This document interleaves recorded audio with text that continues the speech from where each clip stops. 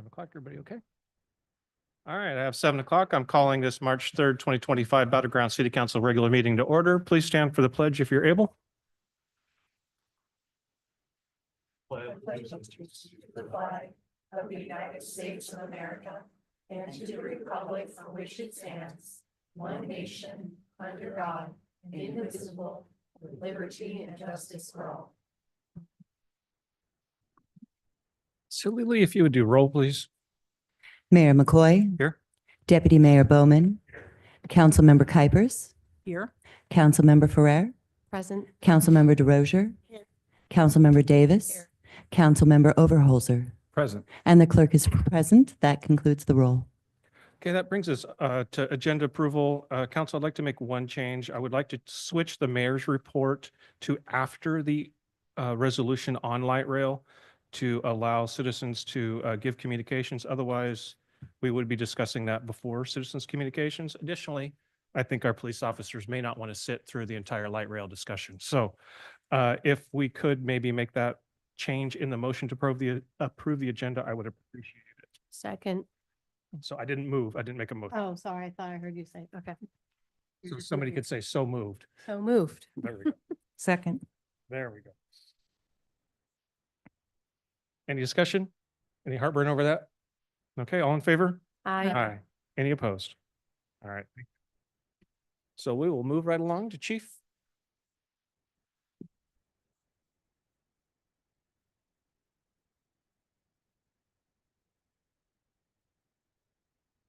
Well, good evening and thank you. Julia, before you get too comfortable, if you don't mind joining us.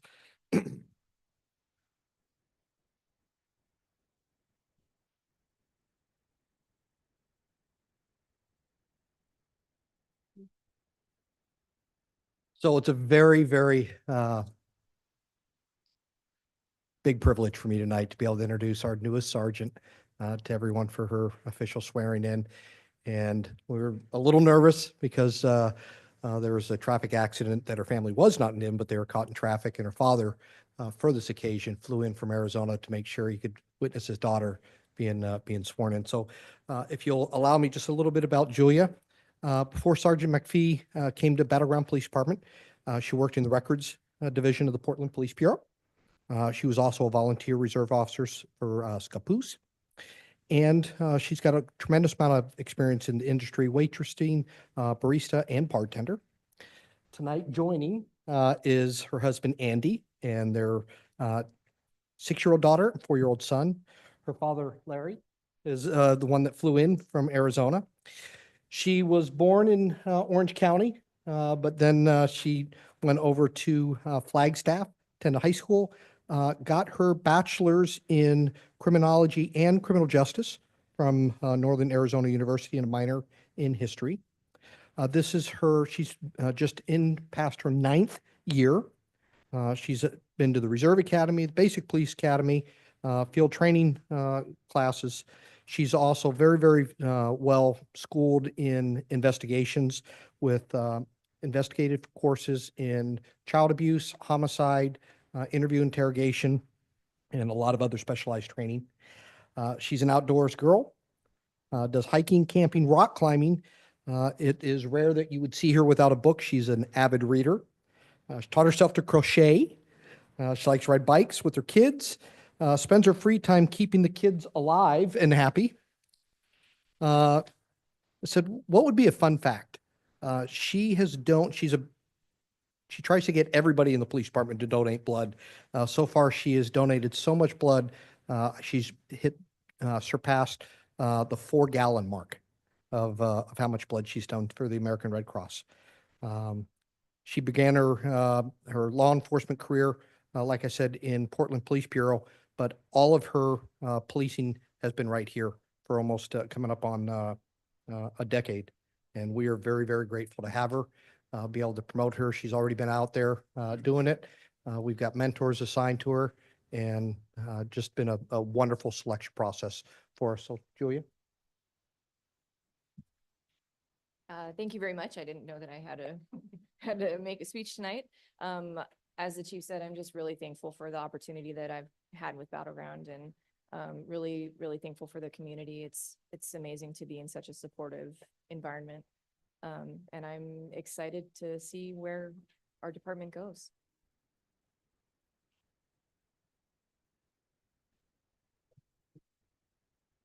Swear you in.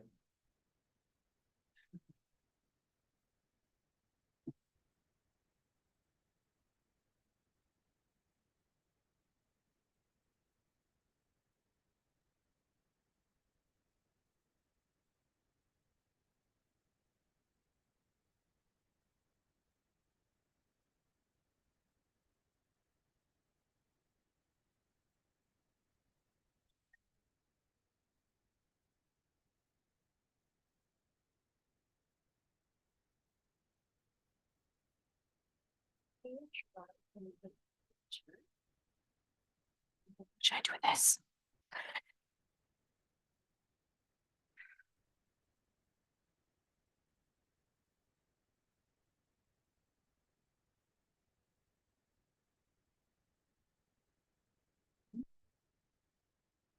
Please raise your right hand and repeat after me.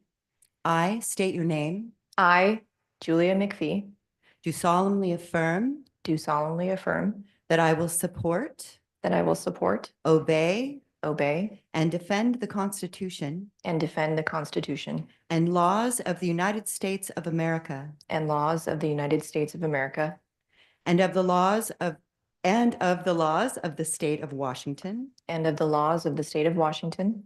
I will abide by I will abide by the Law Enforcement Code of Ethics the Law Enforcement Code of Ethics and will diligently and will diligently and impartially and impartially perform all duties of police sergeant perform all duties of police sergeant for the city of Battleground, for the city of Battleground, county of Clark, county of Clark, state of Washington, state of Washington, as such duties are prescribed by law. as such duties are prescribed by law.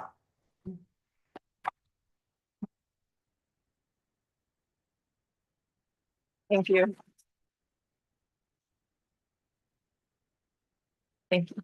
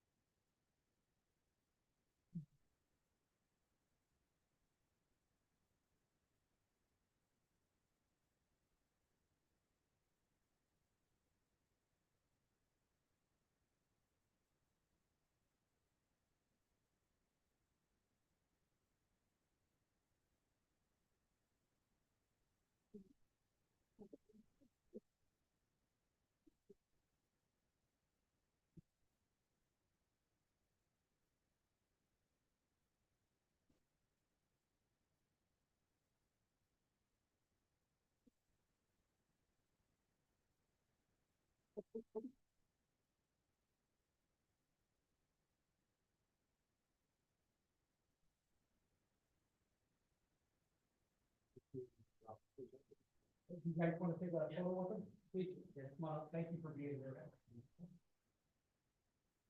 All the officers are coming up. Come on, we gotta bring the dog too. very fortunate that, we had not only our on-duty officers, but we got a lot of our people that weren't working also came up with it.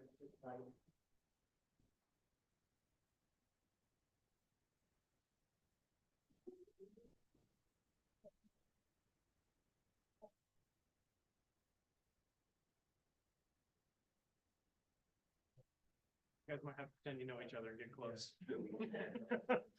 There you go.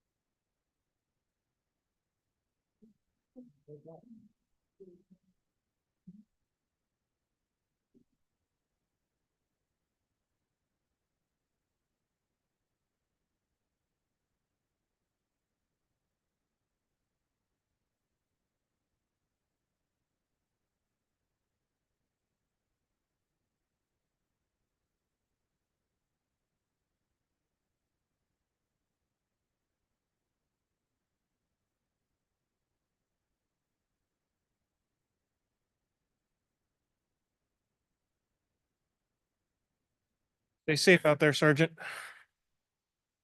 Hmm. All right, that brings us to citizen communications portion of the meeting. Do we want to start with online or end with online? Let's start with online. Okay, I believe we have one person online. I will keep the timer. Mr. Mayor, did you want to read the instructions for Oh, the public sorry, comment? yes. I'll open the meeting for citizen communications. Individuals are limited to 3 minutes to provide comments. Total time of comments will not exceed 30 minutes. It's an opportunity to hear from members of the public in a limited public forum, not an opportunity for extended dialogue. For comments, please refrain from derogatory remarks, personal attacks, campaign speeches, and applause. While the city council desires to allow public comment, the city's business must proceed in an orderly, timely manner. Please direct your comments to the mayor. The council may not be able to respond to individual comments and may refer citizens to a staff member. City manager has business cards at the podium. Please feel free to take one. If you have handouts, please hand them to our clerk to the right of the podium. Thank you for your understanding and your participation in the meeting. Do you want me to do an audible timer or do you have it? Hang tight. Because I know if we do the timer. Hello. Oh. Hi, am I supposed to speak? Yes, you may go ahead and get started. I have 3-minute timer. Okay. Yeah, well, thank you. This is Kimberly Goheen Elbin. I'm a life citizen of Clark County. In fact, I'm a Battleground Tiger. I was born in Vancouver and I live in La Center where I'm at a meeting right now. However, yeah, in fact, that meeting we're at right now, Jeff Swanson's teaching it. It's our once a month for 6 months La Center University where he's teaching about what the government's doing, legislation, policies, finance, the whole schmear. And, but it's kind of funny because, I've been a patriot for quite a few years now, and I'm starting to see where he actually is trying to have the public think that we have no control over growth. I think we do. There's probably 20 people here now. Most of them do not want growth any longer. And so with that growth, I just spoke at Vancouver City Council tonight at 6:30. They had talks at PFAS consent items that they've known that the water has been toxic for Vancouver people for 12 years and have done nothing. They're now doing something. I don't know what they're going to do. But the fact is we've hurt the earth irreparably almost. So we need to educate the people to not use chemicals. We're talking about Roundup, a bunch of stuff. We're talking about candies. We're talking about garbage food. All of that is toxic. Then it goes down to the sewer, and all of our water in the world is contaminated.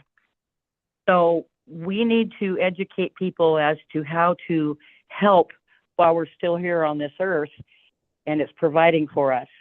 So I am against growth, especially there in Battleground where I grew up. There's a time when a county can stop growing. And I think after 40 years of major growth, we can stop now. I do want to say also to this council that I appreciate the fact that you're turning down light rail. You're not supporting light rail. However, Vancouver and Portland are. And unless people in Vancouver or people of Clark County support them, we are going to have light rail. Vancouver wants to be the second largest city in the state of Washington. Again, our resources are depleting, and we can't have any more population pollution. That's what I think. You know, some smart person came up to me and, you know, said, well, I've got to live somewhere. And I thought, well, not here. You know, we need our countryside. It's time to stop growing, settle in, let's relax and educate ourselves of how we can take care of the property that we do have, of which our first main property is by law, our That's children. Thank you so much. Thank you. Appreciate that. Next up, we have Wynn Gersich. I tried to put these by topic, but there was no topic on that one.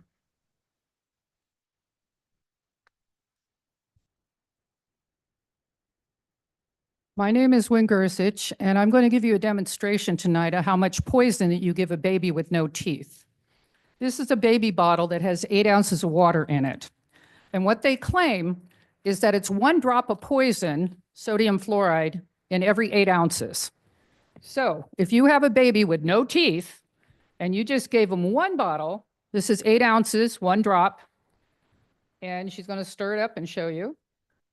That's how much poison you just gave a baby in 1 bottle.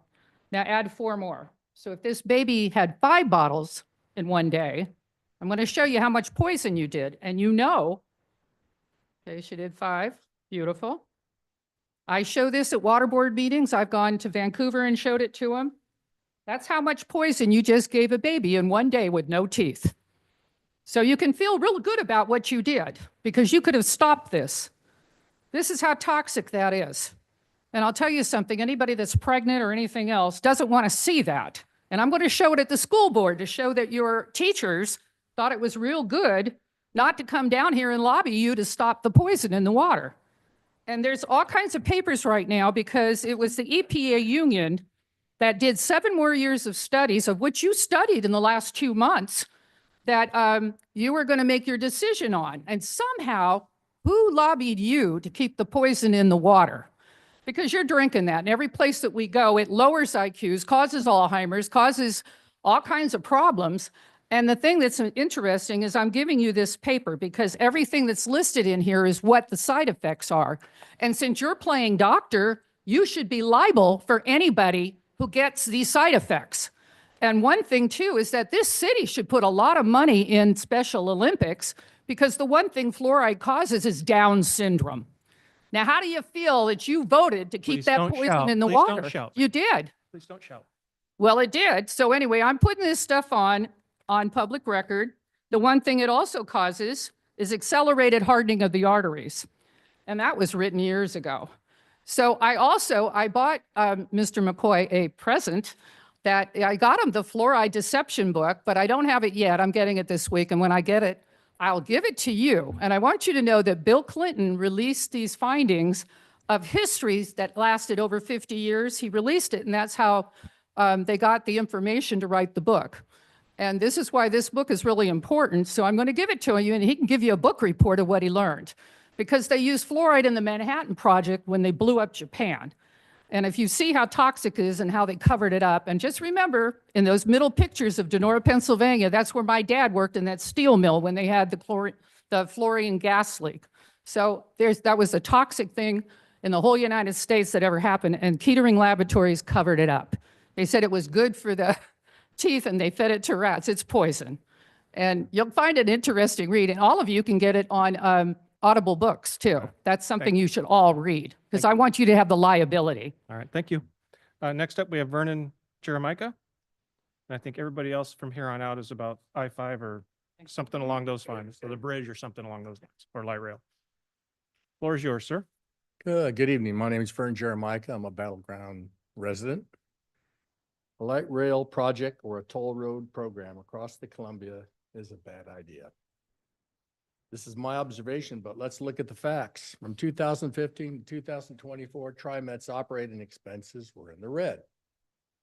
Loss of $6 million is what occurred. Is TriMet Washington Company or an Oregon company? Is TriMet a Washington company or an Oregon company? Well, the answer is no. Has the TriMet system ever made a profit or broke even? The answer is no. Well, an answer from Olympia, many people on bridge teams think the answer is tolls and higher taxes to pay for the light rail and a new bridge. How many neighboring counties in Oregon and Washington support the idea of tolls? The answer is none. The majority of the populace in these counties do not support tolls. The light rails are built as planned. There is a requirement from TriMet for new vehicles for the 1.83 mile extension at a cost of $120 to $290 million. Same cost as 2 Boeing 737 MAX airplanes. What about the cost of light rail itself? Another 1 to 2 billion? How can we fund a meager 1.83 extension of the light rail when light rail never pays for itself? In fact, it doesn't come close to meeting the annual operating costs. Less than 10% of the daily operating cost is now covered by ticket fees. This does not include the prohibitive cost of building the project. Today, taxpayers are being forced to pay for a system that carries far too few passengers and cannot pay for itself. Why should Battleground residents pay for overpriced Portland and TriMet programs? There are not enough people who would ride across the Columbia to and from Portland from work on this light rail. The capacity of passengers moved across the Columbia River as a percentage of today's daily traffic is a drop in a 5-gallon Home Depot bucket. There is a solution instead of light rail. For a minuscule percentage of cost, we know that C-Tran can move double or more the maximum capacity of light rail with 8 to 12 C-Tran vehicles. This is unbelievable savings to Washington taxpayers. Let's review the facts. A high majority of 70 to 90% say no to tolls. Light rail per mile is outrageously expensive. Today, Washington citizens are earning less as wage growth has not kept up with inflation. Washington citizens are overburdened by state and property taxes. Voters are against any increase in the cost in this state.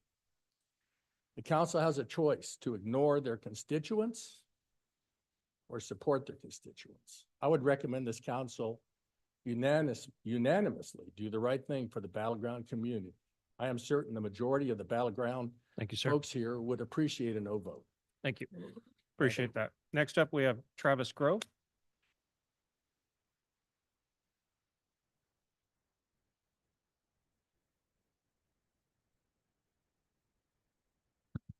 Hello. Welcome. Thank you for allowing me to speak today. I'm a Battleground resident. I moved here a little over 5 years ago. During that time period, I fell in love with this place. I think it is very unique in this country to still find a place where kids can go outside and ride their bikes and play and feel safe and have parents feel that their kids are safe playing outside. That being said, just over the river, it's not safe. I'm a truck driver by trade, and I'm over in Portland all the time for work. It's, you see all kinds of stuff every day that I don't even want to tell my family about. If the light rail goes in, those big city problems will be on our doorstep.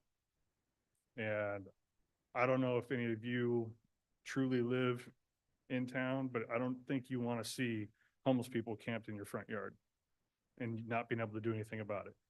I don't know if you want to see people shooting up in your front yard, because that's what's coming if you let that light rail go in. It's serious stuff. I'm all for progress and advancement, so long as it makes sense. It doesn't make sense to be on the bad side of a deal. We're the winning side. That's the losing side. We're not getting enough benefit on our side to make that deal. It's a bad deal. I wouldn't do it. Plain and simple. Thank you. Thank you, sir. Next up, Wendy Rush.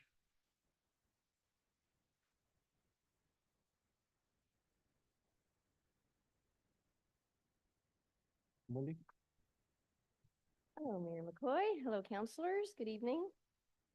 I wanted to speak to this issue as well, of the proposal to go vote on the C-Tran issue and light rail.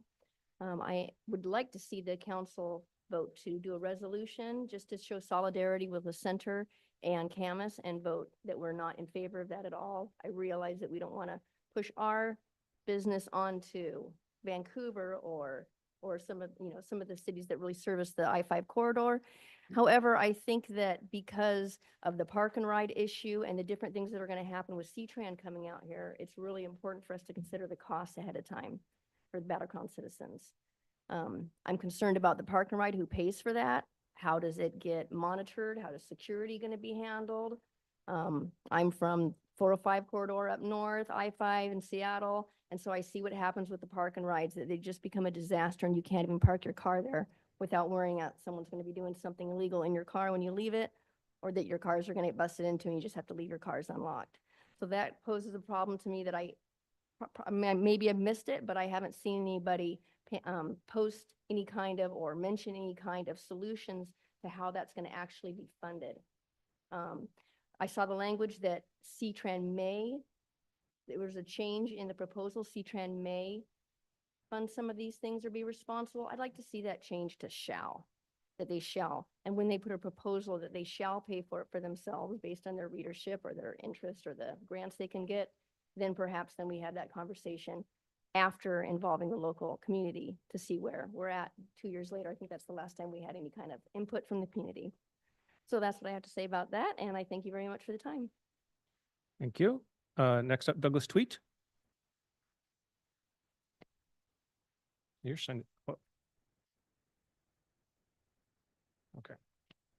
I have you signed in twice. Is this the only where you wanted to speak on the hearing too? Or- No, just. Okay, it's- okay. yeah, I just signed in, intended only signing once. Sorry.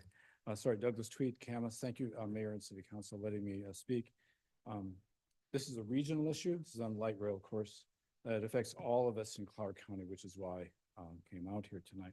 So I strongly oppose the extension of TriMet's light rail as part of the Interstate Bridge Replacement Project, IBR. You have all of my comments because there's plots in here that I'll highlight.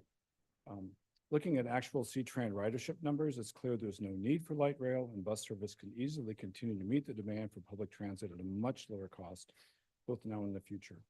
Comparison with historical data shows that ridership over the I-5 bridge has decreased in the 18 years from 2006 to 2024. These actual ridership numbers are compared, I'll show you, with 2030 predictions made by the CRC project, the predecessor to IBR. And these forecasts are much higher than actual trends, illustrating TriMet's well-documented pattern of overestimating future ridership while underestimating cost. So first of all, what is the current data? We, through a public records request, received data from C-Tran for monthly boardings from 2018 through 2024, just this last December. And from the monthly data, I took that data in Excel file, estimated the weekday average, because oftentimes things are reported as weekday averages. I extracted that from the monthly average, so I make estimates. And then it's in these plots here. This is those 6 years data, and you can see that there's the red is a route to just going to Delta Park, Route 60, and that's the line that's going to be replaced by the light rail. The green is the express bus downtown. Those will continue. So light rail is just replacing this Route 60 just across the bridge, go to the Delta Park Max station. And then the blue is the sum of the two. You can see that before COVID, numbers were up here and they just plummeted, and we're less than half of that now. And so that's what's been going on. So this light rail, if you take a look at the per day, light rail will immediately replace Route 60, and it comes to about 900 boardings, or about 450 people for round trips. So IBR wants to spend $2 billion to build this light rail with $21 million operation and maintenance costs to meet the needs of 450 people. Now, what about the last 20 years? If we go 20 years ago, okay, that's on the last plot, 2006, the numbers were down here, not a lot different from what they are now. And then CRC was predicting 10 years ago that things were going to shoot through the roof. And clearly that isn't going to happen. And so there's just no need for this. Light rail can be replaced, the light rail can be just used, continue Route 60. All right, It's thank you, working sir. really well. Thank Appreciate you. it. Thank you. Margaret Tweet?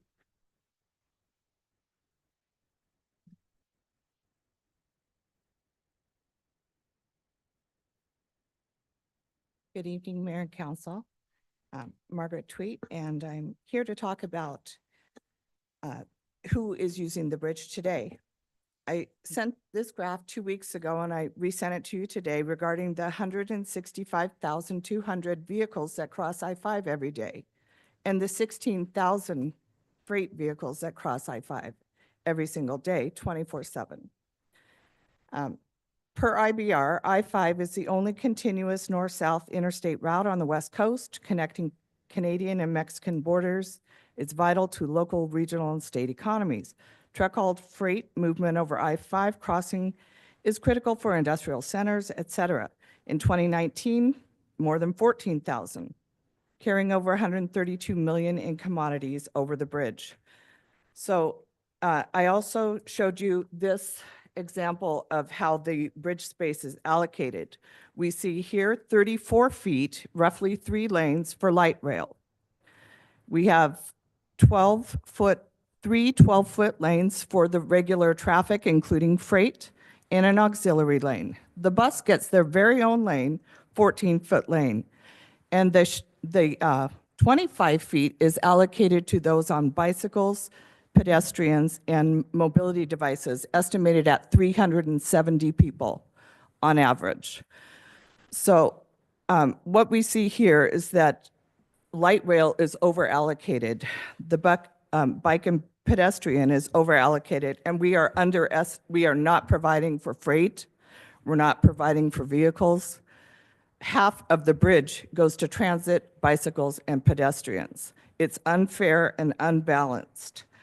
What I'd like to suggest is that you not support this unfair and unbalanced system that doesn't support our freight and our vehicles. Everything, the economic lifeblood of our communities are our roads. Please do not block access with the light rail in favor at our expense, the expense of everything else. C-Trim buses can meet the transit demand now and in the future at a fraction of the cost. $2 billion just to build light rail, $21.2 million to operate it annually, and that's just an estimate. The costs always go up. Compare that to 1.5 for our affordable bus system. 19 new light rail vehicles at $290 million versus our buses. The last articulated buses were 1.1 million, and that's for a 60-foot bus. The express buses are the 40-foot ones, and they might be bigger, but just vastly more expensive light rail. In 2012, every city in Clark County in the voting boundary rejected the C-Tram ballot measure to extend max light rail over the I-5 bridge. that's And your thank time, you ma'am. for your time. Thank you. Sorry. Thank you. Anybody else? And nobody else online? Okay, that concludes the citizens' communications portions. Thank you for everybody for doing that in a nice manner. Appreciate that always. Brings us to our consent agenda. There are 5 items on the consent agenda. This time, if anybody would like to pull one, now would be the time. Otherwise, I'll entertain a motion. I make a motion to approve the consent agenda in its entirety as presented.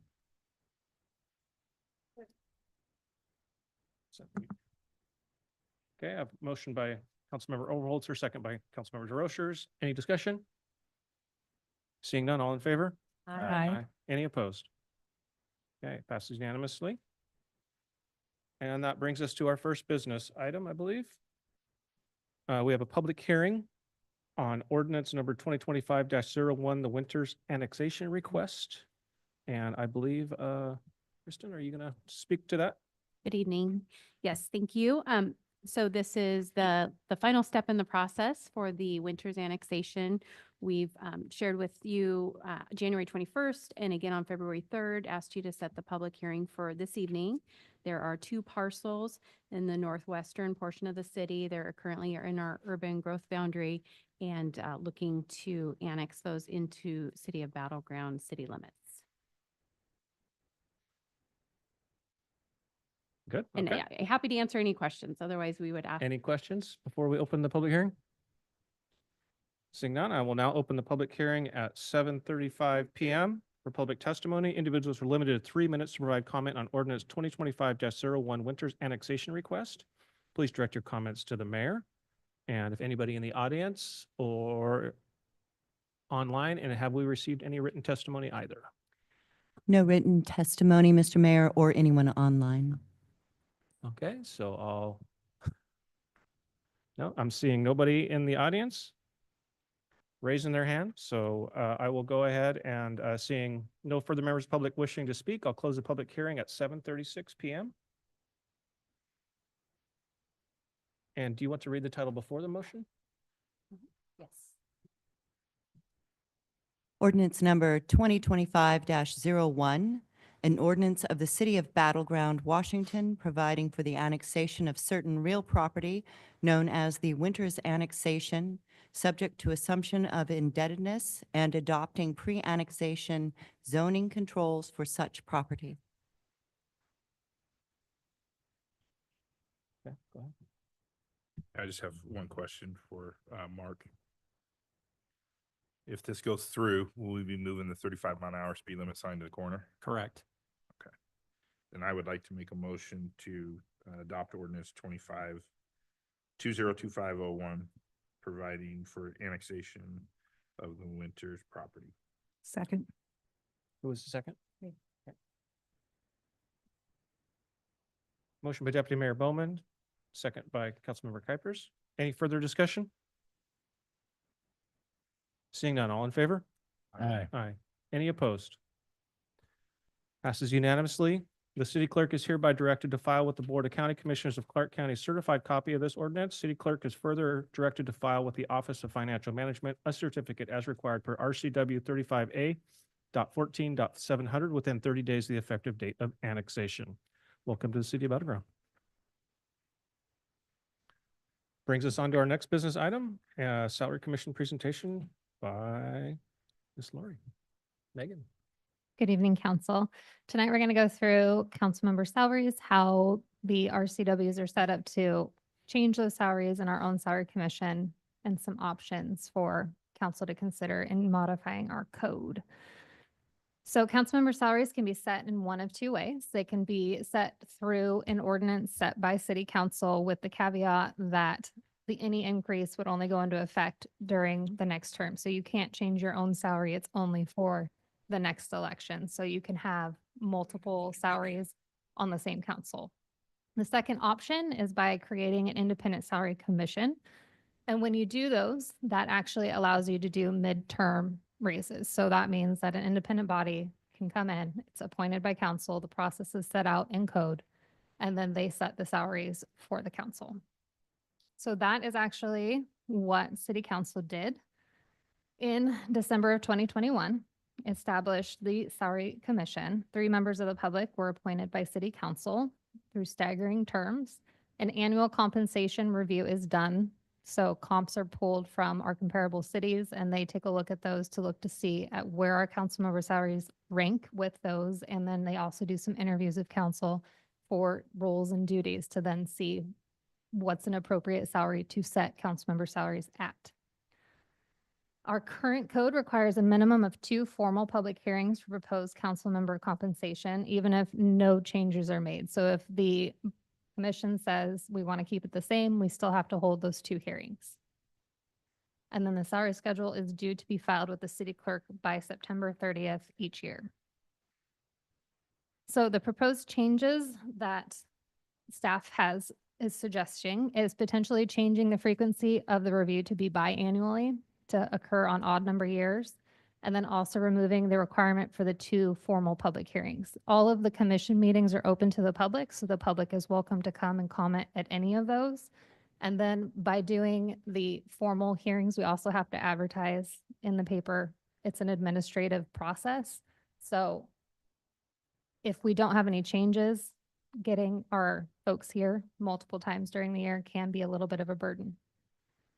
And then when we are looking at our other comparables within the state, multiple other salary commissions do review things on a multiple year basis. Very few do annual reviews. So they will set salaries for like increases this year, the next year, and the next year on a salary schedule. So those are our suggestions, just seeing what council thinks and thoughts. Commissioner Bone? Thank you, Mr. Mayor. So I don't have a problem with what you're asking for. If we remove the requirement for the 2 public hearings, because we do public hearings for budget. So is that why we're saying that we can remove those 2 public hearings for budget would cover it? Those public hearings aren't required by RCW to be had for the salary commission. It was something added when we created the ordinance to establish the commission. So because those meetings are already open to the public, we could add a caveat that we allow public comment at those if people do attend those to comment. So I don't have a problem getting rid of the public hearings. The only thing I have a problem with on the biannual is, and Mr. McCoy or Mayor McCoy will know this as being a mayor now, is it's hard to get people to fill positions, whether it be on Parks Board, Planning Commission, Salary Commission, those type of things. And I would rather see, instead of every other year, I'd rather see them meet twice a year. So maybe they meet in the winter, March, and then meet again in June or July, presenting something for the budget for that year, whether they change anything or not. And the only reason for that is to keep them involved so that they don't just disappear and we have a hard time keeping people on those spots. Most of our other boards and commissions meet monthly, bi-monthly, quarterly, that kind of stuff. So that's my only concern with it, is if we minimize the value of what the salary commission does, are we going to be able to keep people that are interested in stepping up and serving on that? I will say currently, when we do go through the process, it ends up being 6 to 7 meetings, including those 2 public hearings during the year. So we meet on a frequency based upon the process that they go through, because they have to have time to digest and they come back to discuss before we have the formal salary to then present at the public hearing and then file by September. So if we remove the 2 public hearings, We would 4 still. meetings, Mhm. Correct. I would rather see that, because personally, because it's hard to get people, and it takes quite a bit to do the salary commission, to get up to speed on it, to understand comps and, strong mayors, weak mayors, that kind of stuff. Can be a little bit of an issue. So I would rather see them just get rid of the 2 public hearings. Thank you. Councilmember Farrer? So yeah, I'm new to this. So my only concern is, what are the people gonna say that we're trying to get rid of the public hearing? So, but I will follow your guys' cue on this one. I thought when I read this that we were probably gonna just get rid of 1 and then keep 1, because I agreed that 2 public hearings kind of seemed unnecessary, but 1 was seeming fine. I will ask this question just for clarity to make sure that I am understanding that these meetings, they are open to the public. So there could be end up that people can sit on it and then they can bring those concerns at any one of these city council meetings. And that's something that we could weigh in. So that is something that I would consider as well. And not if you guys are all in agreement, that a public hearing isn't necessary on this board. Well, what I heard from staff is the public hearing costs noticing, has noticing costs with the paper. And are public comments currently required? And if not, is that something that the council could require as part of those meetings to ensure that citizen voice is still heard? Currently, they're not required, but we can add that in lieu of the public hearings. And I will say our attendance at those public hearings, other than the very first year where we had one person come, we don't have anybody come. It's a 2-minute meeting for, as Troy said, the costs associated with that. But we can add in that we require public comment at meetings held by the commission. So, and I would agree, the optics look like, oh, you're just shutting off comments, but the reality is it's saving money and comments are still allowed. So I understand the concern. I don't think it's unwarranted at all. Go ahead. Megan, maybe you know the answer to this, maybe you don't, but so where are these meetings held? The 4 meetings or 6 per year? Right here. Right here in the chambers. And is there any overhead costs associated with that, extra than it just being part of City Hall? It's just part of City Hall. So that piece doesn't cost us anything other than the lights, the energy for the meeting. Okay, so minus the sending out and posting for the public notice, it's minimal overhead. Correct. Okay, thank you. Any other questions from council? They're looking for direction on what kind of ordinance, what kind of changes you want. So please speak up. I'd like to, do we need a motion or No, just direction? Just direct. I'd like to keep it, add public comment to it then and just get rid of the public hearings. What are thoughts on annual versus or I don't know, I always say that wrong. Once every year or once every 2 years. Biannual. Yeah. So thoughts?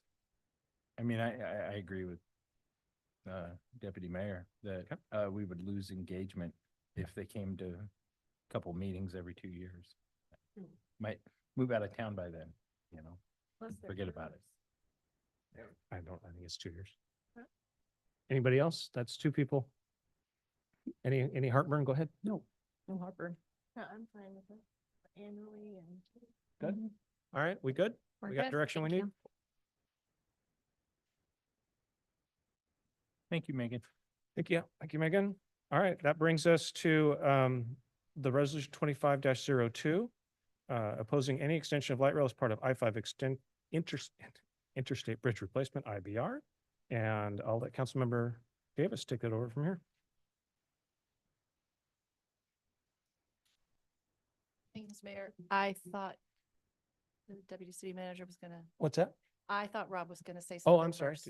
Do we have a staff report? I'm sorry, my bad. Yes, thank you. Oh, Thank you. it does say that, my bad. Thank you, Mr. Mayor, members of council. Robert Ferrier from the city manager's office. At your last meeting on February the 18th, there was a study session. And at that time, representatives from IBR, that's the Interstate Bridge Replacement Project, were in attendance and shared an update on the project status. During the council communications of that meeting, there was a request for the council to consider a resolution opposing the extension of light rail as part of the IBR. A draft resolution number 2502 to that effect, it was attached to the staff report on this matter for city council discussion and consideration. There are a couple of options, 3 options actually the city council has. It can approve the resolution as it's currently drafted. It can not approve and take no stand, or it can approve with modifications that the council deems appropriate. That concludes our presentation. Now it's Councilmember Davis. Did you want to say anything or floor is yours? Thank you, Mr. Mayor. I brought this forward, and I don't want it to sound confusing, with our next mayor, report on the O&M and the language for CTRAN. They're 2 separate things, but equally important. And this opposition to light rail is based on money, ridership, and the fact that it brings Battleground no benefit. I think it's important that we stand firm of people who have voted no in the past, that it doesn't benefit us at all. And I am also I wanted to make it clear too, as far as I am not, right, I did not write this or suggest this as no bridge replacement. That is a big mistake. I am in favor of a bridge replacement with no light rail. And I don't want that to get confused either in our conversation. That being said, I am open to great conversation and thank you for letting me provide this to the council. Okay, council, now be the time for questions.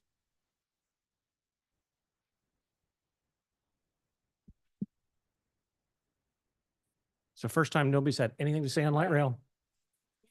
All right, Deputy Mayor Bowman, never shy. I'll go last. I don't Okay, care. that's fine. We'll make you last. Yeah. We had Councilmember DeRoche's number to go. I was just gonna say that I mean, when we took a consensus at our last meeting, we said that we were interested in saying no to light rail. It was we decided that, or we said we didn't want to pay for it. So this isn't really what I expected that we'd get back as a resolution. I was looking for something that was more that we don't want to fund it. So the City of Vancouver, if they're going to pay for it, they can do their own thing. I'm not interested in the citizens of Battleground paying for it. So I'm not interested in approving this resolution. Deputy Mayor Bowman? Thank you, Mr. Mayor. So, I think number one, this resolution's only gonna be as good as the paper it's wrote on. We're gonna send this over. The county has voted 4-1 to support the bridge project with light rail, if I'm correct. The city of Vancouver has done the same. On the CTRAN board, that would be a 5 votes for it, or whatever they're gonna do with it. So for me, it's there's a lot more to it. I think what we should be concentrating on is the funding of it. And I know there's different ways that they're gonna go about trying to do this. I know some of it is through tolls, possibly to fund it through tolls, which people will say, well, then we're paying for it. But I also don't want to, we don't have a lot of say in what Vancouver does with their, I think they're charging what, 0.1% for homeless housing. We don't have a lot of say in what they do with their parks. We don't have a lot of say with what they do. And nor should we. It's their city, their deal. If they want to have this and they want to figure out how to fund it, I think what our position should be is we don't want to fund it. Let them go figure out how they're going to fund it. This is similar to, I mean, we are the bottom. We are the bottom of this chain. So the federal government's going to tell them yes or no, which could change now with the way things are going. It may be the opposite now. The state government is going to tell them yes or no what they want. The state of Oregon is going to tell them yes or no what they want. The county, the city, we're so far down this chain that I think it's a waste of political capital, especially when we're trying to work with our neighbors on things like EMS2 that require, that's a service, that's an emergency medical service for our citizens to be able to have reliable ambulance service. And we always piggybacked on the contract with Vancouver, and that was taken away. And we're working with them, trying to work with them to figure out how we can get back to the table with them and potentially piggyback on that contract. And we do these type of things and tell other jurisdictions, what we think of them. We got to be careful because they can take their ball and go home. And then we're sitting here trying to figure out how we pay for, $3 million worth of ambulances and figure out how we're going to transport our citizens. So that's my opinion on it, is I think we need to be real careful. I understand the whole light rail issue. I drive that bridge probably more than anybody on this council. I'm across that bridge all the time. I will tell you from a tolling standpoint, I just spent 2 weeks in Florida. I will pay tolls all day long to not sit in traffic, to not have to, if I have an option to pay tolls. I've been to Texas where they have tolls, and for some reason, we seem to be the only ones that are anti-toll. And we can be that here. We can take that stance, but I can tell you the state of Washington doesn't care because they're already charging them up in the Seattle area. So they don't care what we think when it comes to tolls. They're going to use it to pay for these roads. And we sit here and we try and come up with ways to pay for roads ourselves and figure that out. It's a tough thing to do. And we're not putting $7 billion into this, but I think we kick this can down the road further. We kill a bridge problem. This bridge was killed a few years ago. We had some county councilors that I don't think their clock's still ticking on the third bridge option. Good at math, bad at execution, and realizing that you just can't put a bridge across a river anywhere. And it killed the whole project. And so I think I don't disagree with a lot of what was said from our constituents today. But we're 3 years in. And what we say is not going to change the design of this bridge. What we say is not going to stop the federal government or Oregon and Washington putting this on there. So I think that's why we just say we're opposed to funding. If there's, I would even put, if there's any funding mechanism that affects us, it has to go to a vote of the people. I don't think they want that because I think they probably know how that would go, but just don't have us pay for it. Thank you. Councilmember Kuipers. Thank you. Deputy Mayor Bowen, thank you for those comments. I appreciate your insight, and thank you to Councilmember Davis for the efforts you're putting into this from your position. I appreciate all sides.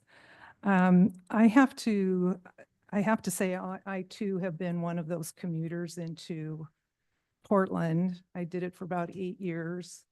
I've sat in traffic for hours on end. I was rear-ended on the I-5 bridge and my vehicle was totaled.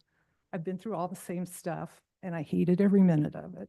And most of all, I sat almost every time and said a prayer that the Cascadia subduction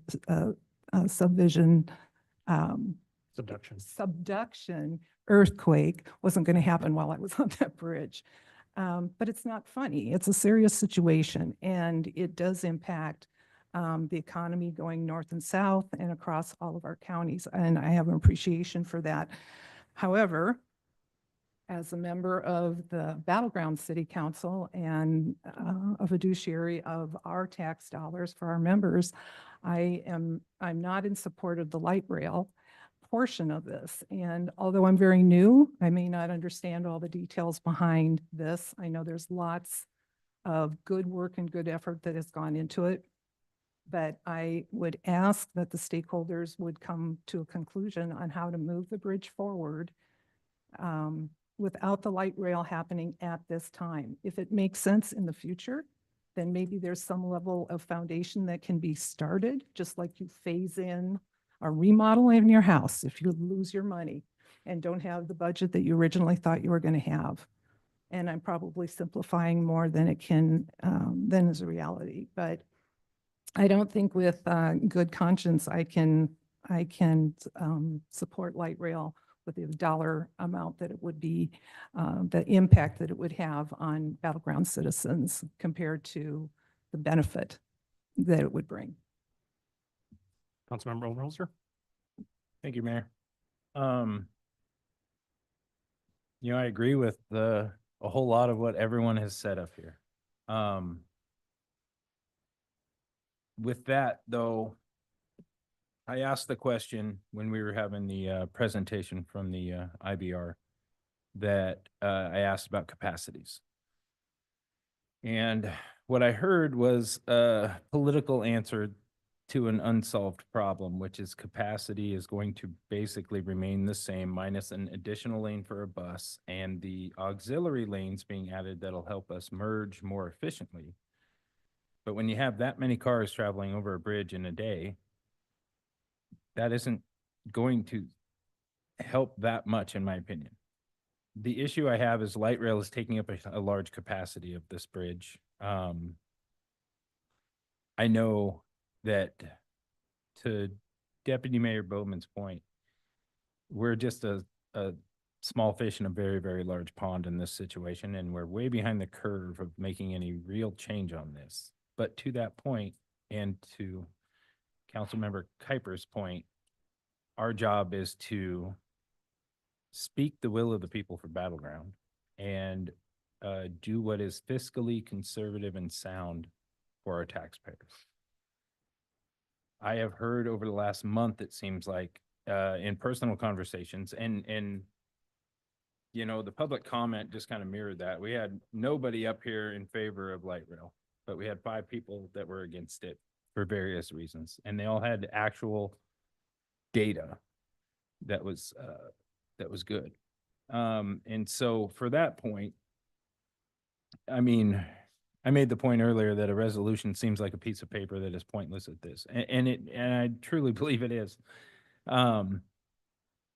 But nonetheless, I think it's important for us to have a say in this. And I know that we're going to be speaking about a C-Tran vote right after this for our C-Tran representative to go and ask for a change in the language for the funding, and I understand that as well.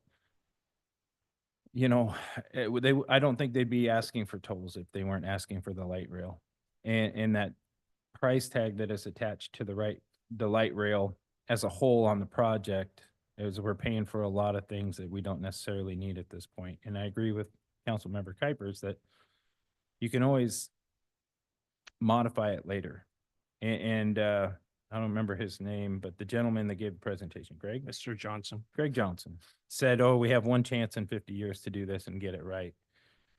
I don't necessarily agree with that. I think if you build it for expansion, then you do. What if you added another $500,000 or $500 million to the capacity of the bridge to add the light rail later, instead of the $2 billion price tag to extend Portland's TriMet 2 more stations up, add more vehicles for their facility that is, to the point someone made earlier, hemorrhaging money, and in a loss for the last decade.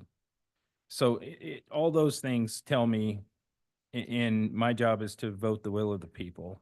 And yes, I have to go and fight in EMS for our relationship with our emergency medical transport and our constituents in our ILAs, our interlocal agreements. But if, to the point of politics, if we can't agree on one thing and that affects our ability to agree on something else, which is the public safety of our constituents, I have a real problem with that as well.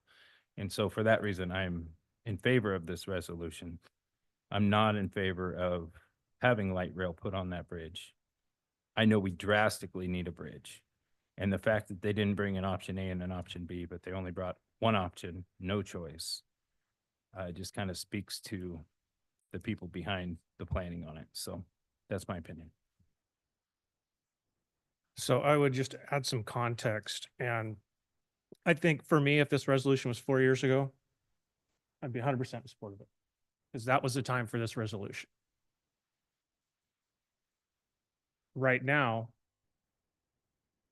what taking light rail off it does is set the bridge back at 1.5 to 2.5 years at $1 million a day, which gets you to right about $540 million of delay charges, not building the bridge. It's a position that's not going to move the dial. Secondly, this is not the resolution that council asked for.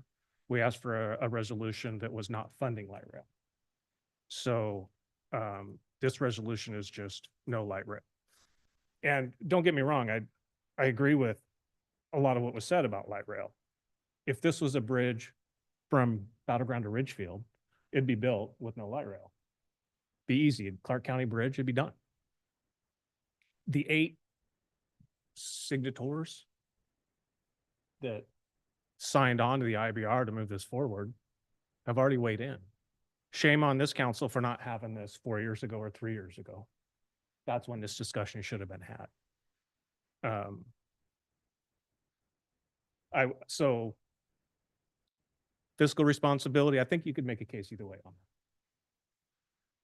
Long-term fiscal responsibility is where I would like us to land and protect the taxpayers of Battleground going forward.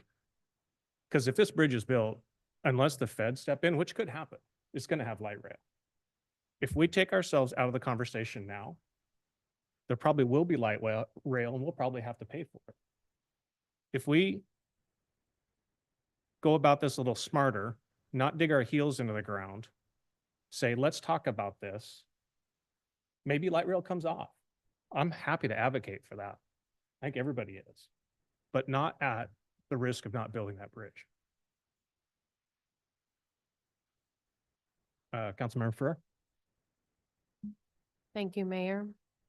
I'm listening to everybody up here and trying to put it all together. I mean, I was thinking the same thing as Councilmember Kuipers, that this could be something that's put in phases. I understand that, Mayor, your concern is if we do this, you know, there may be consequences, but like, Councilmember Overholser said, that unfortunately our job, we were elected to be a voice of the people regardless of what those consequences might be.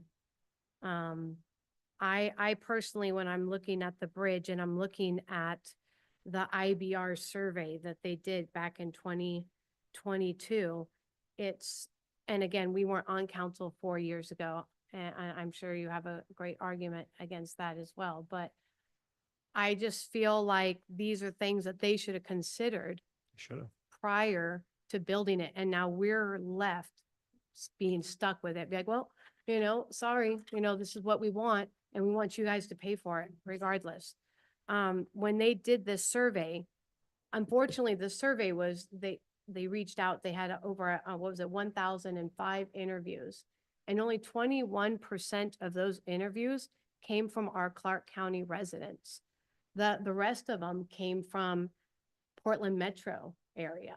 So that's, you know, downtown Portland to the other side of the bridge, you know, Barber Boulevard, Tigard, Tualatin, those areas. But when I looked at, you know, the community survey, for example, it said, and what do you think is the biggest transportation problem facing your area today? The biggest one, 17% of the people said traffic, too many cars. Now let's jump down to the 2% response, which was need light rail, 2%, but 17% were for, you know, their concern was traffic, too many cars, not light rail. Then we go down to number 5. It asks you to rate from 0 to 7, 0 being not urgent at all to 7 being extremely urgent. They said building more road capacity. 30% said extremely urgent. You know, I could go on and on, but I don't want to take up a lot of people's time. If you look over this survey, which can be found online, many of their concerns were not of the light rail, but were of the capacity, you know, that we needed the capacity. And so why, if they took this survey, why weren't they focusing more on the capacity? My husband's a truck driver. So we look at, they also had data on there that looked at how is the bridge being used. Like the lady in the back said, Mrs. Tweet said, over 16,000 was being used by your passenger vehicles. And then, no, sorry, that was free, right? 165,000 was for your passenger vehicles, your personal vehicles. So, which is another thing that this survey went into is how many times do you go over that bridge? And it was a very small percent that said, oh, about once a month. And that it was like 40% once a month. And these are people that took the survey. And then the next largest number was 19% that said, I never crossed that bridge.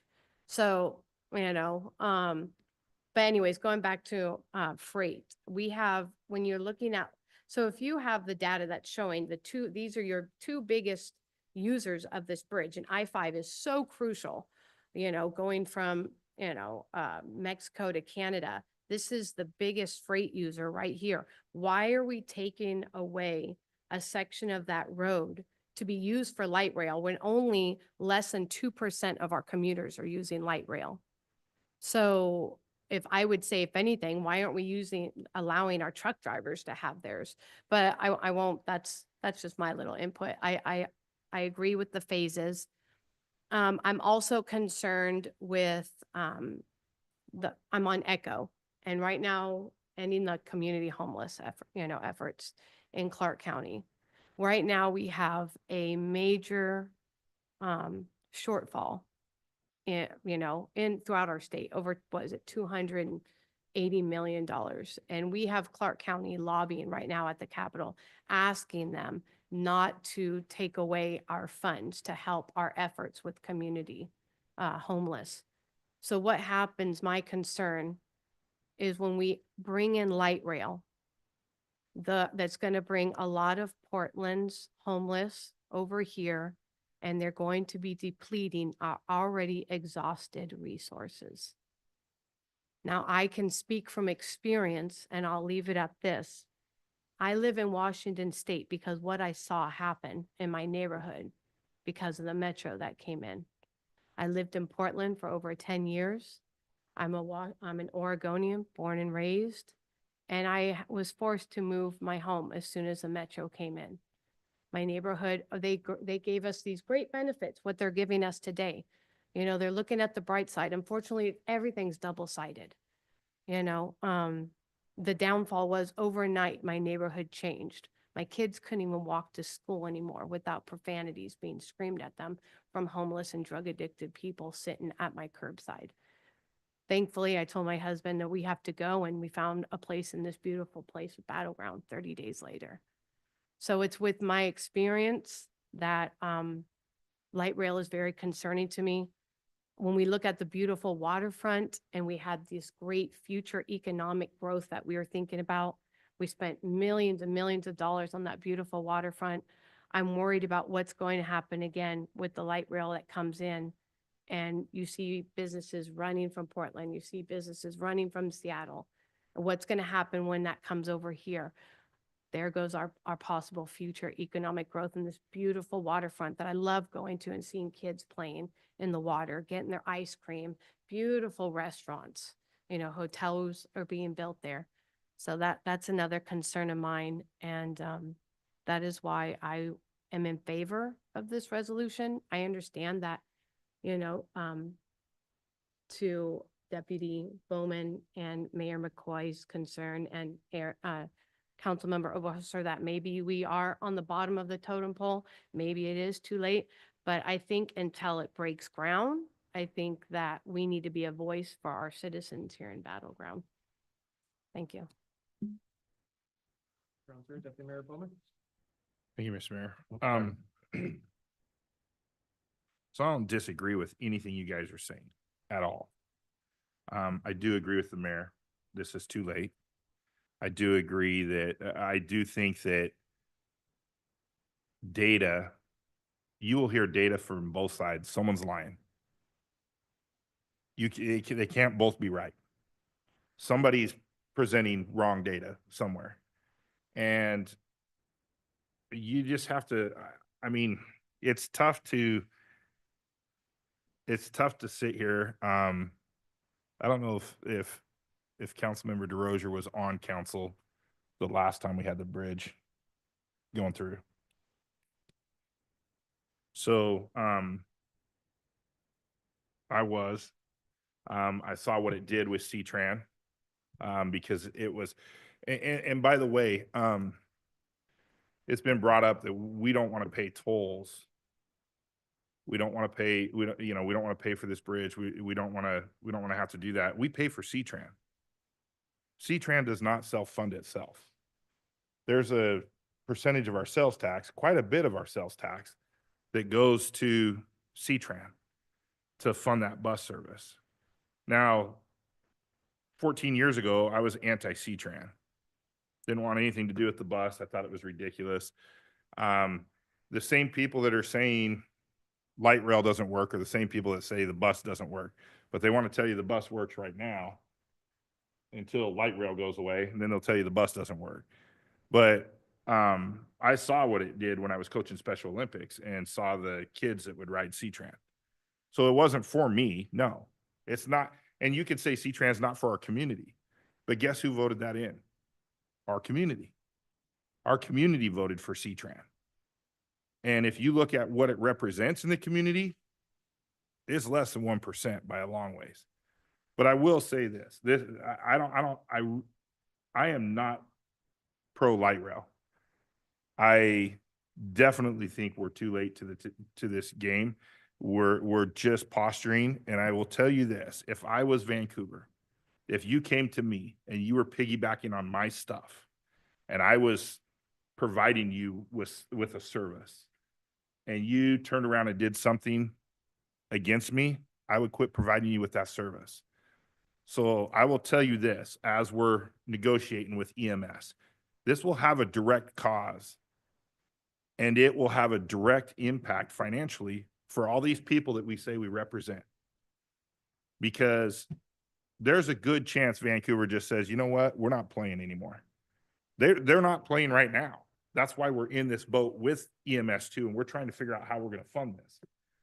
And this very well could just tell them, you know what, we don't care. It doesn't matter to us because that's your issue, not ours. Just like light rail's their issue, not ours. And so when you see that happen, I will tell you this, over a piece of paper, I will sit here in that meeting and I will let every single one of you that voted for this know what it costs your citizens.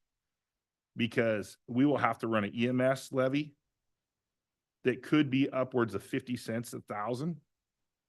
We're only at what, Megan, $1? So I've heard complaints about the fire levy going up because people got their taxes. Wait. Or call 911 and see what comes. Because that's what it's going to cost over a piece of paper. Now, if we'd have done this, like the mayor said, 4 years ago, and we said, hey, we're against this, I'm all for that. I don't think light rail works. I don't think it's good but this is not going to move that dial at all. But it could have consequences that we may not like. And we've spent a lot of time working on that this last year. And all it takes is for one city that wants to do this, the city that has the waterfront, the city that built the waterfront, the city that built all their hotels and all their stuff down there. They're the ones that want it, not us. I don't want to pay for it. So that's where I think we should be, is say we should be paying for it. But if we go that direction, don't be surprised if there's consequences. And then we can go back and let the people know how we voted.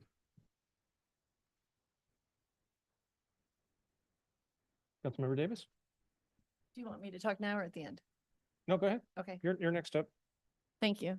I appreciate all this dialogue. I mean, this is what makes things happen and sound, work everything out. I'm very happy with that.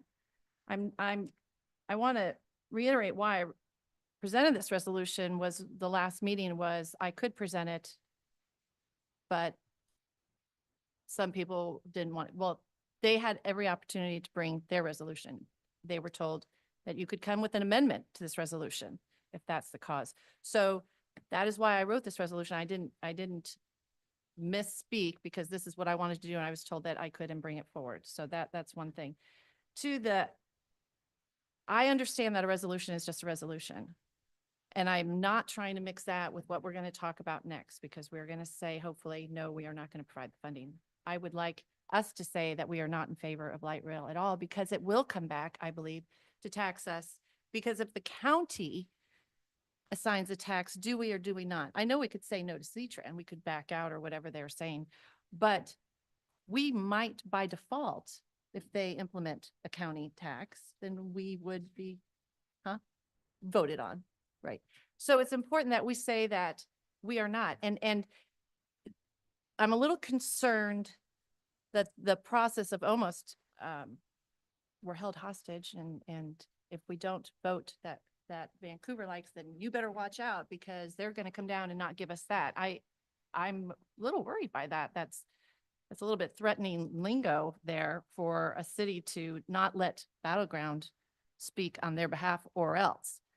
I am not in favor of the light rail. I believe that it is not helpful for Washington. It is a TriMet Oregon state situation that we are going to be taxed for. And I think it's important that it might be too late, but I think it's important that people understand that it's not just we want, say, you can do it, but we won't get paid. We have to make sure that they understand that we're against the payment part of it. And it goes even further than just the operating and maintenance funds. So I just wanted to make that clear as far as why I wrote it and the fact that I have concerns, even though that we are the bottom of the food chain. Does that mean we don't ever speak out? If we don't, we just say that that's how it is. So again, people can speak, and I appreciate the conversation that we have all had, no matter what happens. Thank you. Members Roasters? So full disclosure, I'm sure many of you know that I work at CTRAN. So regarding this, when I say that I'm against funding this, I don't want to prevent any sort of advancement on transportation for people. Like Shane said, when he worked with people with Special Olympics, everything like that. I know there are people that come from Battleground that are trying to get to Portland that have no other option. So I don't want to stifle any progress. I would prefer BRT. I think I've been clear about that, but I don't want to vote. I'm voting no because I don't want to fund it. And I also feel like we're not actually getting our citizens' feedback. The majority of the people that came and spoke tonight do not live in the city of Battleground. It feels like it's a very partisan issue when we're a nonpartisan group. I feel like I get a lot of pressure from partisan sources. We haven't had anybody, I don't know, I just feel like I'm trying to be influenced too much on this, and I'm a no because, again, I don't want to be against progress, whether it be, hopefully it's BRT. I don't want to fund it, and like I said, I don't support the resolution. Councilmember Rollster? Thank you. Couple more points and then I'm gonna stop talking. One, I hope honestly that no one feels influenced on this dais from other people other than fielding their opinions, but that should not, hearing other people's opinions, unless you change your opinion by that because it makes sense to you, you should not feel influenced to do that. Okay, just so you know. I made my own decision. That's Good. Good.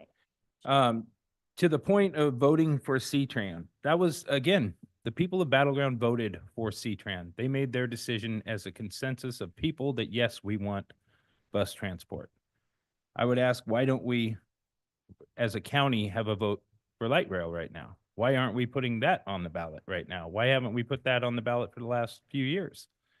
And I think we all know the answer to that. It's because they know it would tank miserably. And so they're doing everything they can do to keep it off the ballot and make their own decisions in their own boardrooms for the constituents and the citizens of this county, which I don't agree with. As far as EMS2 goes, Vancouver made the decision to boot all the small cities, Ridgefield, the center, ourselves, and Woodland, and the county out of the EMS2 interlocal agreement. That was a decision they made on their own without any of these topics of conversation being so. So now I feel like that point of having to kowtow to this situation and play nice just so we can maybe get a seat back on EMS2.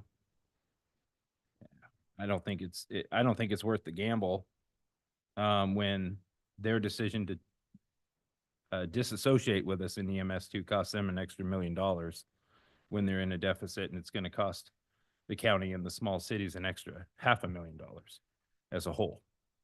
So that wasn't a choice we made. That was a choice they made.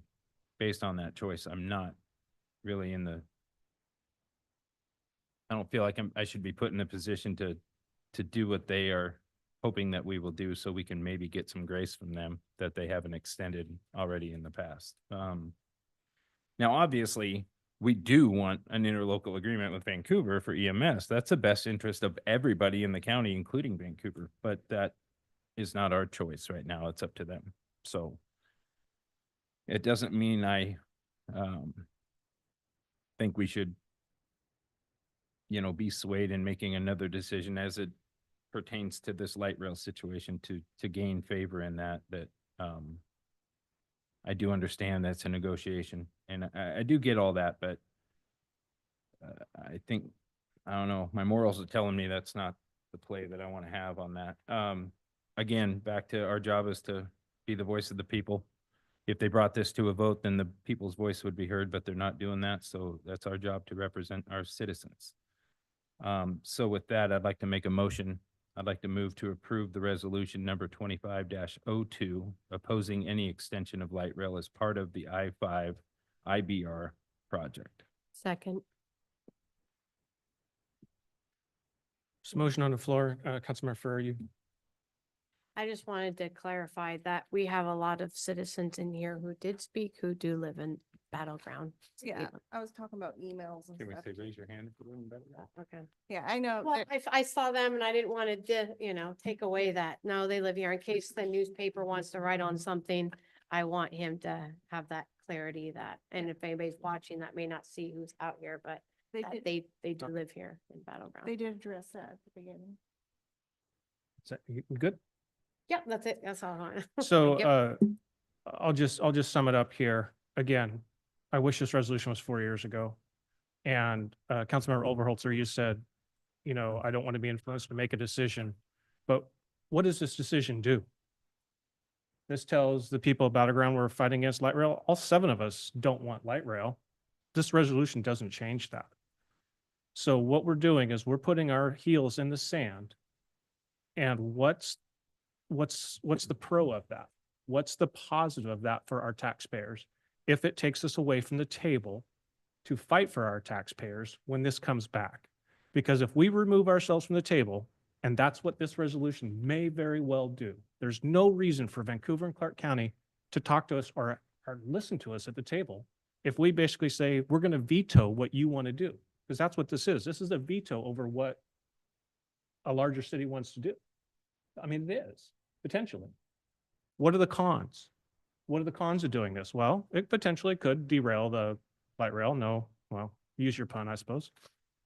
We have businesses in this community that need to get goods to market, and they need that bridge. We need that bridge for economic viability. If that earthquake happens, we're going to be wishing we didn't wait 1.5 to 2 years. So I agree with all of the reasons to vote for this resolution 4 years ago. It doesn't move the dial. All it does is give us negatives. That's it. I mean, throw EMS2 on top of it if you want to. I mean, for me, there's probably CTRAN board seats that will probably be lost over this. I don't see this ending well. And we can say, yeah, well, we fought for you. And like Deputy Mayor Bowman said, we're going to be up here saying we fought for you. And what's it going to cost us in the end? Because this fight should have been 4 years ago, not today. And with that, any other comments? Roll call vote, please. Councilmember Kuipers, how do you vote? I vote for the motion. Councilmember Ferrer, how do you vote? Yay. Councilmember DeRozier, how do you vote? No. Councilmember Davis, how do you vote?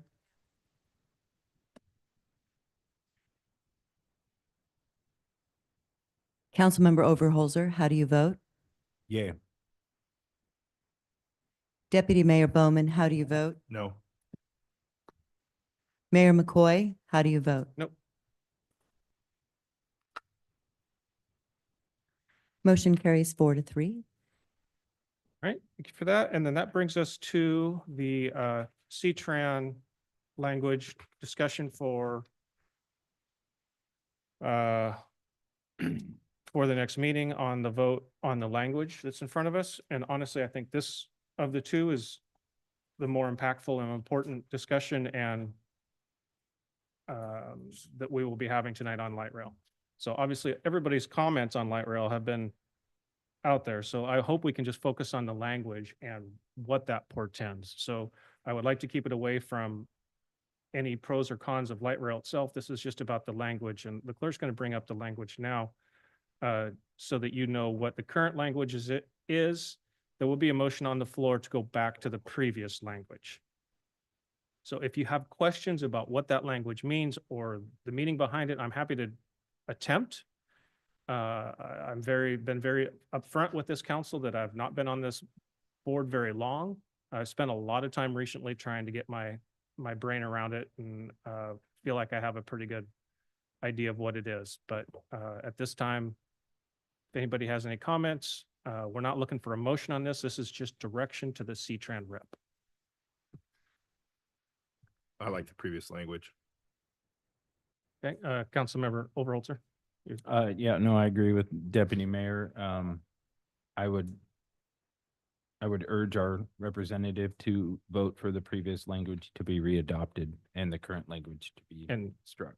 You're not urging this point. If you have 4 people that tell the C-Tran board. Yeah, please go tell the C-Tran board, while you can still do it and you have a vote, why don't we go ahead and make an impact on that side?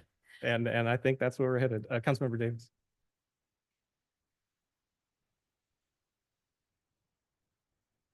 Councilmember DeRochers. Previous language, please. So here's my question to the council, especially the underlined sentence of the previous language. If the IBR team. Yeah, starting from there. I want you to read that. For me, that is the poison pill that stops the bridge. Are you okay with that language in it? Additionally, are you okay with something that, protects the taxpayers from it must be voted on, battleground, those type of things? What are your thoughts on that? But especially that underlined portion. Where are you at on that? Because that's where I see the problem. I see the problem on the current language as it doesn't protect C-Tran taxpayers from what light rail may do. Okay. I see the previous language issues, and I didn't underline this, by the way. I don't know why it was underlined, full disclosure. I see that as a possible poison pill. I think the solution lies in between these somewhere. But just thoughts on that.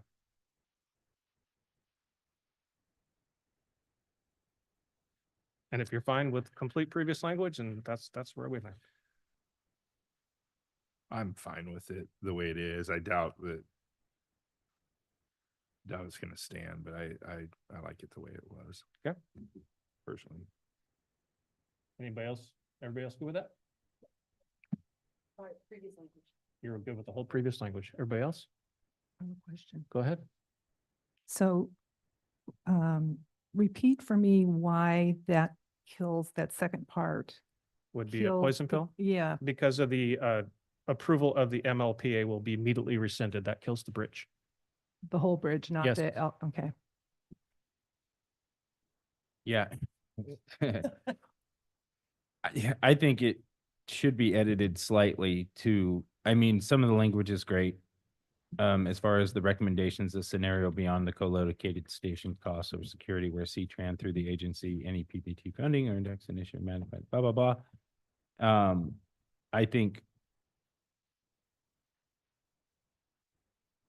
it should go to a vote. It should trigger some kind of vote, either by Well, C-Tran. and it will be a vote. Sorry, I didn't mean to interrupt you. It will, any funding, at this point, we don't know what the funding is, but any increase in the sales tax has to be voted on, just so we're clear. Okay. My issue with, as far as protecting the citizens of Battleground is we can be outvoted in that. So that's why I wanted the resolution to kind of be more specific on that, but Would I it- think the issue with this for me is after the comma. After the comma or So it's after the the IBR? phrase after the comma, starting the middle of the second sentence from the bottom, the C-Tran Board of Directors approval of this will immediately be rescinded. That's the issue. That's what I struggle with. That's So- what kills the bridge. That's the that kill part. Which, switch. in my opinion, I'm not a lawyer. I just, I've occasionally stayed at a Best Western, but I'm not a lawyer. For me, how I read that, that gives me pause. So I just wanted to make that clear. Sorry, somebody's, yes, Councilmember Farrar. Well, I guess I was just gonna clarify outside of this is, right now, isn't Oregon having the same conversation as we are? And they're already saying that they are like, they don't even care if it stops the bridge. They're like, "Psh," right now, aren't they currently saying, we're not paying for the O and M? Even, I have it not was heard that. originally on the table, wasn't it? And now they're like, nope, we're not doing it. Now they want us to be held. Well, I haven't heard that, but the agreement is that the O and M is at the state line regardless. I mean, I have not heard, that may be true. I have not heard that. Okay. They can't afford it. It's possible. And it could all, like light rail, the feds could stop it, the funding mechanism could stop it. There's a lot of things could stop it. The question is, do you want that language to stop it? Is this where you want the fight? Deputy Mayor Bowman? I think I would rather not sit here and go back and forth with it because I think we just leave it the way it is and go back to C-Tran. You guys may be amending it there because you may not get enough people to vote to go back to it. So if you don't have enough people to vote to go back to it, why should we change it here?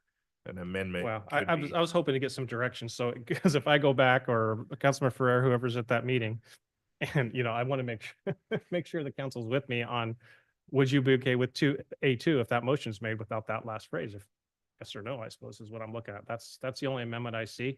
After that, I think the C-Tran rep needs to protect the taxpayers as much as they possibly can on those votes. That's the direction I'm hearing from council.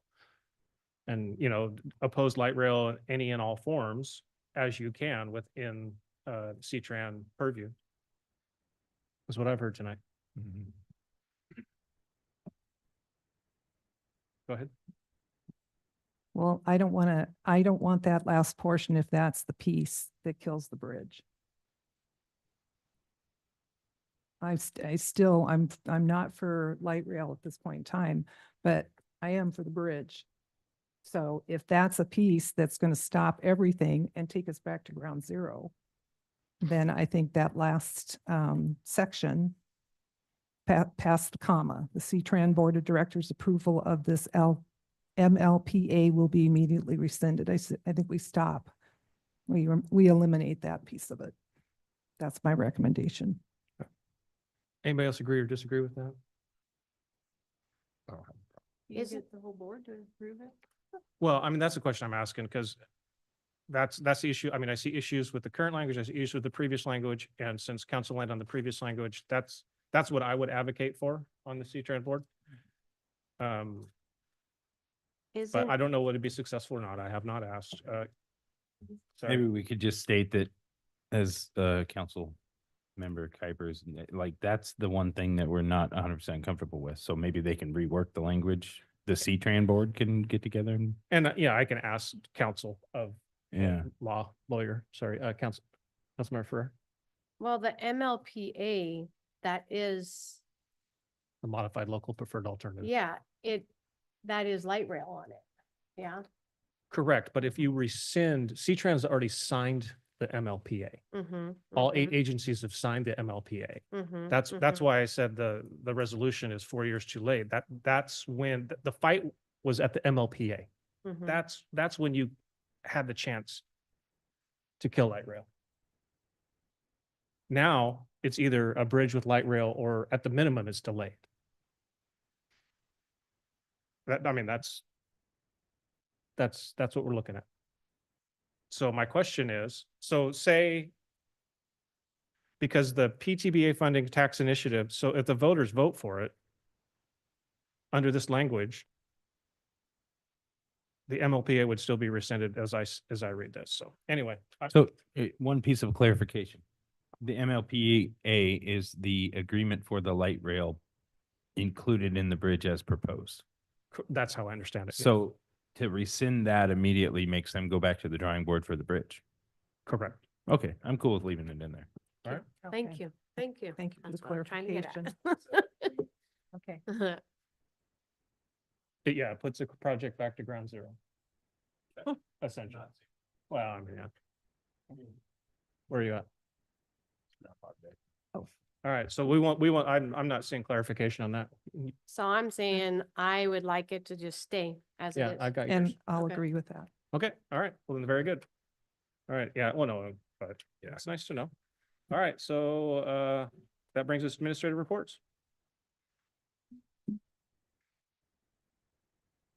Mayor, I just have one report tonight. It's a follow-up to, I believe, Councilmember Overholser's question a couple council meetings ago regarding the expense and costs associated with putting in a sewer pump station, the city doing it itself. So I'm going to turn it over to Mark to go over some of those costs with you.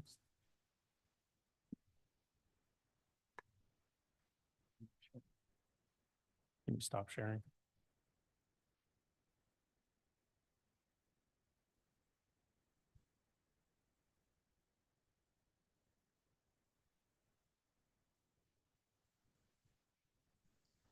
Well, while we're waiting, I just want to make sure that when I said stay with the original, I meant A1, right? Where that's the consensus we got, A1 in its entirety. Okay, just want to make sure. Okay. Thank you. All right, so the Eaton Pump Station essentially came up with city paid costs for it.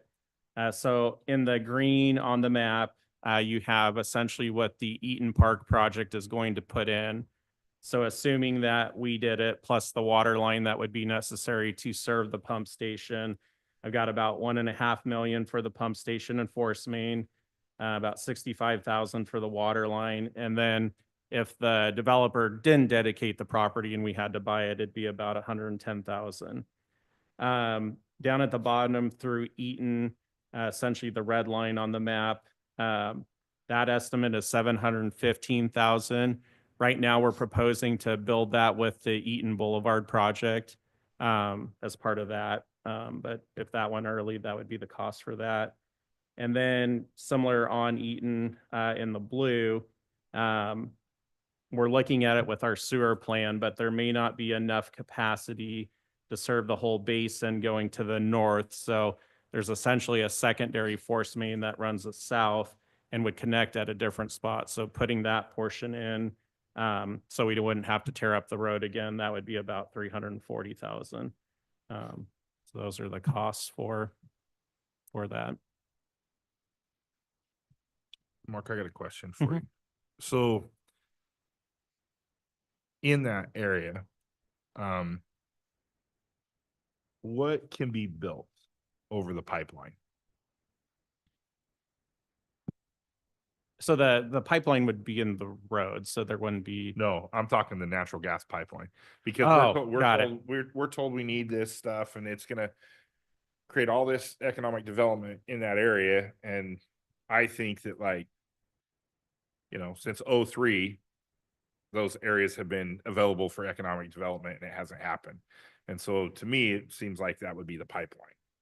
The biggest issue I've seen is with our design of Eaton, there's actually a lot of wetlands on those commercial properties. So the gas line has an easement and they can really only control up into those easement lines. So if you've seen south of there, even the apartments, there's nothing within the easement boundaries, but they're built right up to them. So there's nothing the gas company has that prevents that. But like specifically that parcel on the northwest corner and then a chunk of not quite at the corner on the south side, but as you go a little bit, they're fully encumbered by wetlands. So that to me is kind of what's holding everything up besides, cost of utilities and various things, but they're really encumbered with wetlands. So you can't even put parking over the gas line.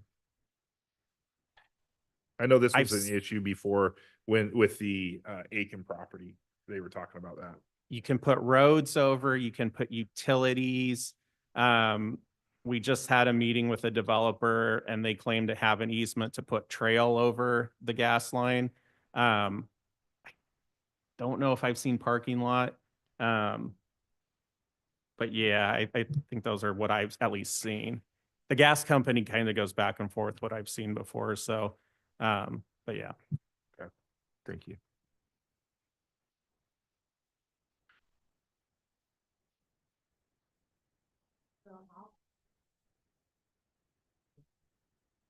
So piggybacking off of what you just said, Deputy Bowman, is so all these areas that, are you saying that all these areas that I thought that there was opportunity for some economic growth there, bringing in some building, some businesses, but you're saying maybe not because of I'm the saying harder, wetlands. harder. It makes it harder. Correct. I mean, we already knew that there was no utilities there, which supposedly if we put the utilities in, that may bring some, more. Yeah, so it's like, I don't know if you're looking at a pendulum, you've got wetlands, you've got no utilities, everything's swinging it that way. Right. If you add utilities, it starts to swing it back that way. You still have the issue of still the have wetlands that is not impossible, but it makes it harder. So the developer chooses amongst a property that has no wetlands and has utilities, they're going to go there first. Mhm. As you start to run out, these properties become more attractive. But for now, you've got too much stuff that swings it that way to do anything. Okay, thank you. All right. Well, first of all, Mark, thank you for Mhm. putting that all together. I appreciate your time on that. Looks like a total of right about 2.78. Yeah, give or take. So the reason I had asked this to be brought forward is the economic viability of the Eaton 503 intersection. This does play a part in it, but based on our conversation here, it's not the whole picture. There's a lot of wetland mitigation and different easements for gas lines and whole nother Even the improvements at the intersection and the road, those would play into it now. So as we build those improvements, that again swings it back that way. Okay. Well, just thank you again for everything. Appreciate it.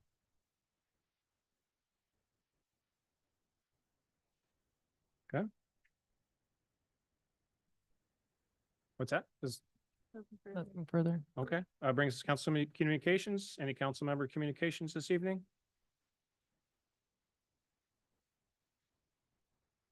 Seeing none, it's 8:47. This meeting is well, not quite yet. Next meeting is Monday, March 17th, study session at 6 p.m., regular meeting at 7. It's 8:47. This meeting's adjourned.